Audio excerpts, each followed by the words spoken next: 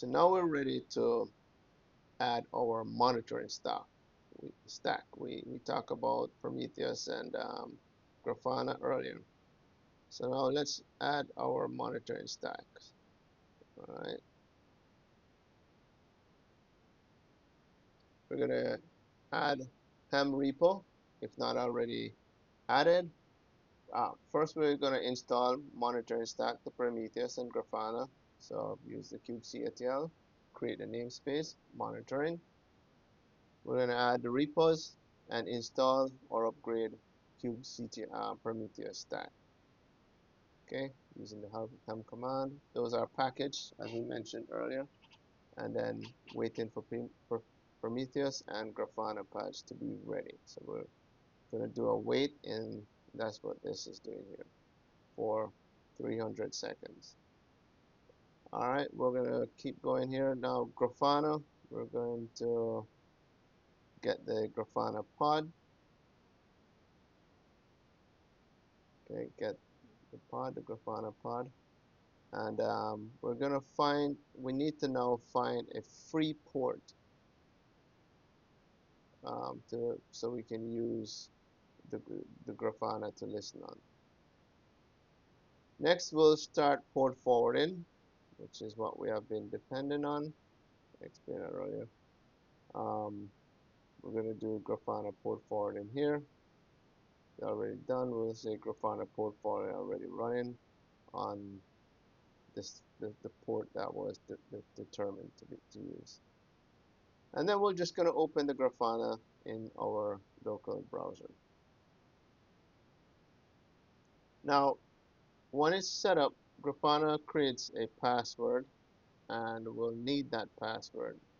So we'll just do a little nifty code here, and we'll get the Grafana password, and we'll just print it to the screen there so you can use it. Now we use the metrics server.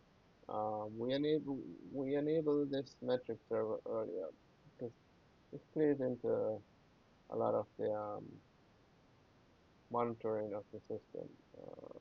Maybe I have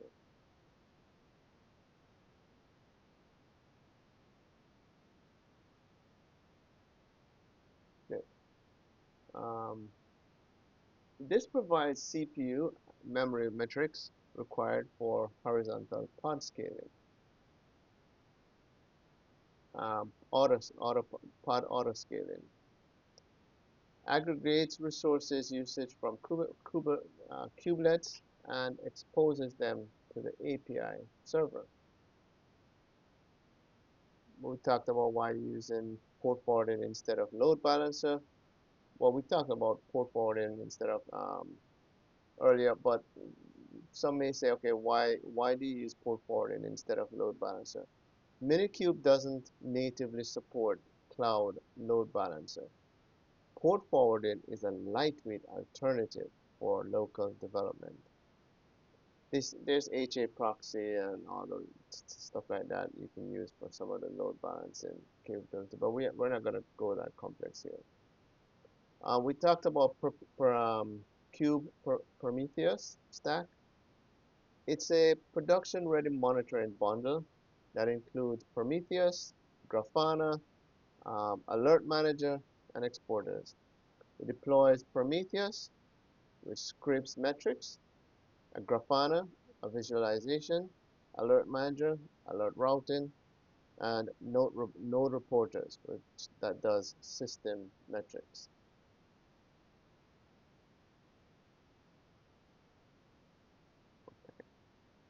All right, so let's move on to, let's deploy our hello things, NGINX. Earlier, I created that function that deployed NGINX, and then we're going to do that right now. So this here just deploy. We went into the function earlier to deploy, and this is really need to deploy the NGINX.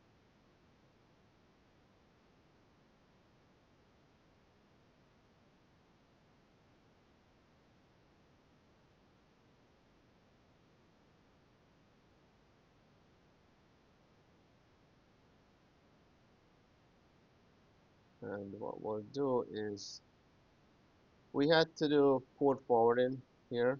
Um, so just to refresh on this, when using Minikube with the QEMU, QEMU driver, QEMU, on the Mac, without socket VMNet, you fall back to user mode networking. I maintain the socket VM because if you're working in a different environment, at least you have an idea of what it is and you can try it within that environment. In mine, it was a Mac, so I had to resort to this. So you may see I fire up VMnet earlier, but came back to port forwarding, and that's just because my environment just if I run it, if I didn't do the port forwarding, you'll see the error. So I just did this as a fallback. Um, it bypasses Minikube's networking entirely and creates a direct tunnel. So you'll have the Mac local 8080 that points to kubectl port forward and service hello NGINX 80. Something important to note here, instead of node port, I'm using port forward, and port forward is not persistent though. That's one problem. Okay, this avoids dealing with the VMIPs and is clearer for development.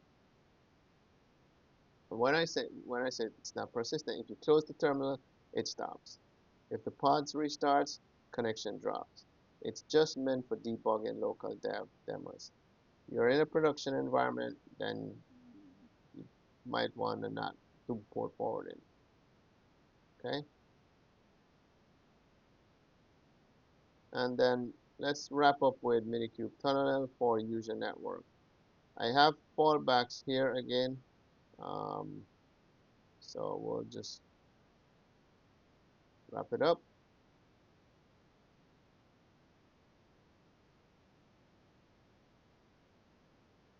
All right, let's rerun this. Let's go to screen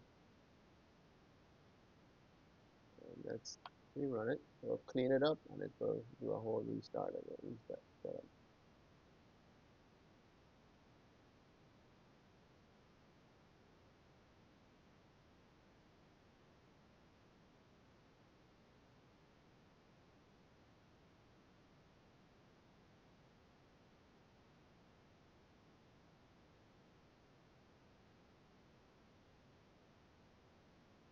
So while that is running, let's talk about a few things. Some troubles that I ran into, and I wanted to share what I did. Um, if Docker isn't running, one of the problem I solution I identified was Minikube fails to start because it cannot create a or run containers. Um, I use I use stateful set instead of deployment. Well, I'll wait until I get into the Neo4j for that. Let's just focus on the Minikube here.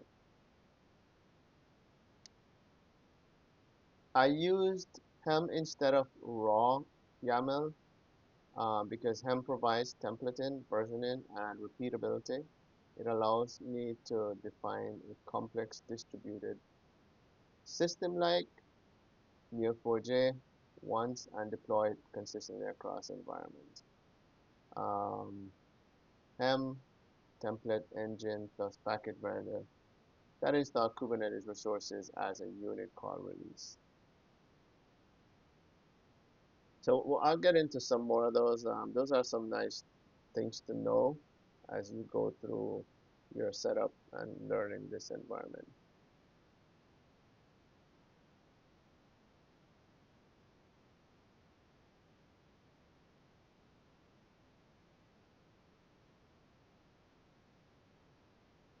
And it just fired up my um, it just fired up my Grafana here. and I can use, here's the password, there you go, and I can say, what was the, I think admin, and password, login, not no, and there you go. So this tells me my Minikube is up and running, and dashboard, I can start, checking various things about it, set alerting, let's explore, drill down. So I'll leave this for you to, you know, um, poke around. Oh no, there was an issue with my NGINX. Let me check real quick.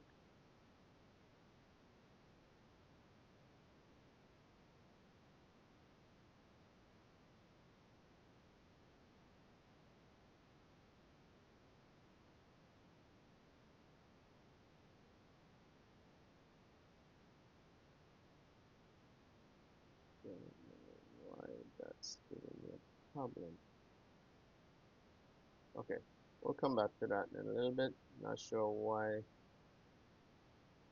that was that did not work. Let me see if I do. Yeah, 4.4. Okay, there you go. Remember earlier I mentioned that when you do port forwarding and